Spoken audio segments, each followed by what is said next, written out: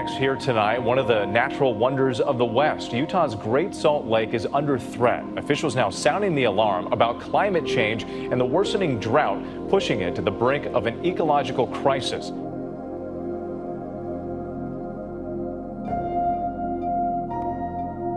Nearly 40 years ago, Utah's Great Salt Lake covered about 3,300 square miles. Today, it has shrunk to less than 1/3 of that size.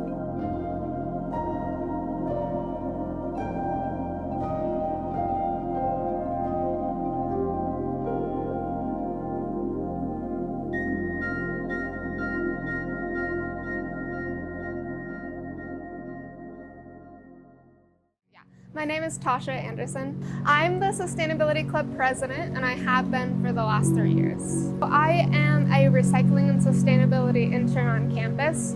I pick up recycling. Most of our recycling bins are in offices, like faculty offices, as well as we get compost from Chartwell's, from the dining hall, that we compost in the garden.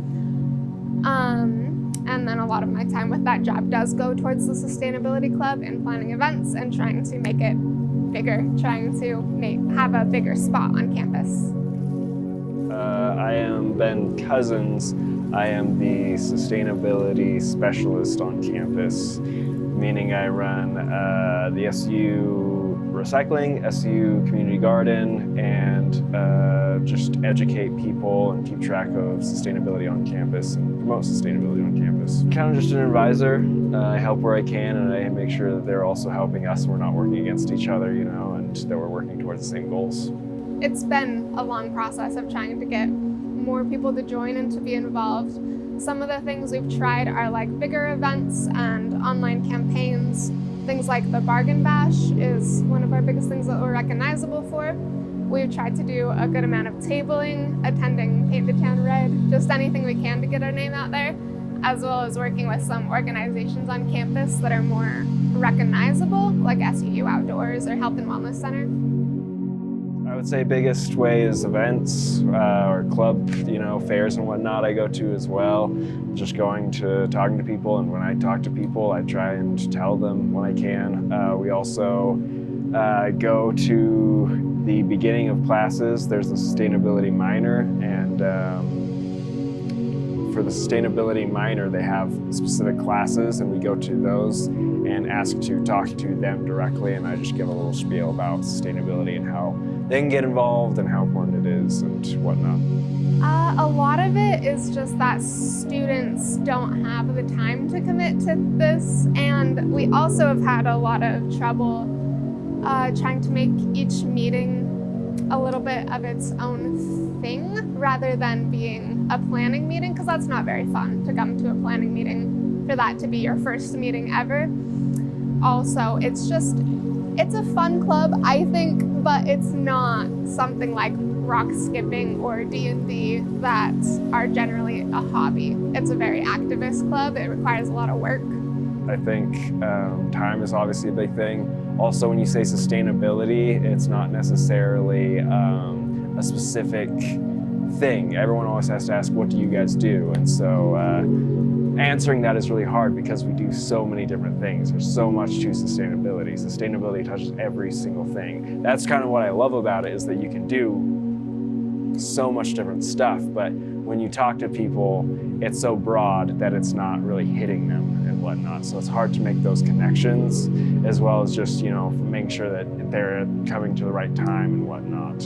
We've tried to make meetings more interesting, leaning towards field trips, things like service projects, going to tour different gardens or farms, as well as just trying to connect with people on a personal level and give them a task when they first come, make them important and an important part of our club, so they might be more likely to come back because they have a little bit of that responsibility. This year has been focused on sort of educational campaigns. We've been doing sustainability tours all year. It's just once a month we'll do a tour about something sustainability related that's already happening on campus. So we did one about recycling, we did one about where our food comes from, and about transportation and about energy. And those have been huge just in educating students about what resources they already have available.